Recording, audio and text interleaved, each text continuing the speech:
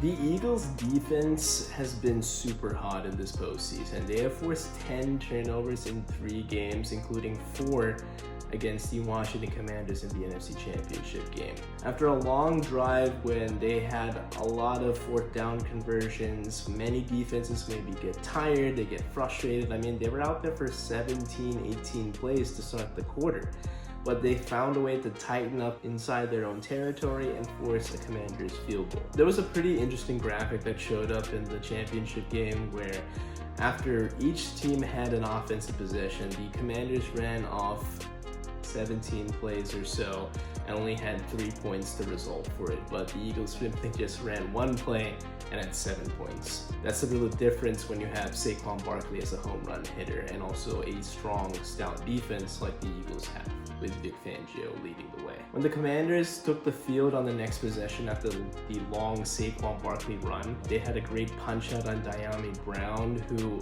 they immediately made them pay. I mean, the 4 turnovers that the Eagles had, the Eagles offense made them pay for 28 points, and that's the real difference behind a 55-23 victory. I mean, the margin of difference in the points with buoyed by turnovers, that's huge. And that's, again, the whole theme of this postseason. If you turn over the ball, you lose. And if you don't and you play clean offense, well, you have a good chance of winning that game. The next turnover came on the kickoff when the Eagles just scored to go up 20-12. And after they forced a fumble recovery by Will Shipley, the Eagles cashed in again and went up 27-12 just before halftime. And the D-line, I mean, they had answers for the running attack. I mean, Brian Robinson Jr. and Austin Eckler had nothing to give on a very quiet night from the rushing offense for the Washington Commanders.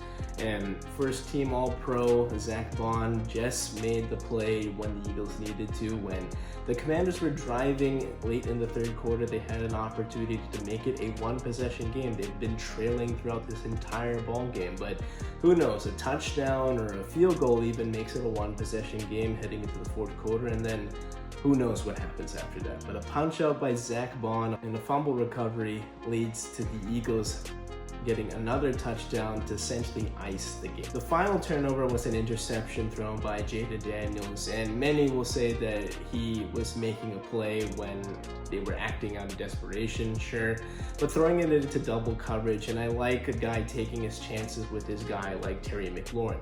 But Quinion Mitchell has owned Terry McLaurin throughout the entirety of the season. I think in the second matchup, sure, he got the best of Quinion Mitchell for that 1 rep. But if you look at the most of the reps, Quinion Mitchell has shut down Terry McLaurin. Terry McLaurin had his 1 touchdown against Darius Slay in this championship game, but against Quinion Mitchell, Terry McLaurin was a non-factor. And Quinion Mitchell intercepted the ball, and that was icing on the cake. 4 turnovers on the day, Quinion Mitchell's 2nd interception. And if you're looking at this young defense that Howie Roseman has built in the last couple of years, it's been great. I mean, you have not just Jalen Carter, who is the crown jewel of the 2023 draft. You have Jalix Hunt, Moro Ojomo, both had sacks in the divisional round.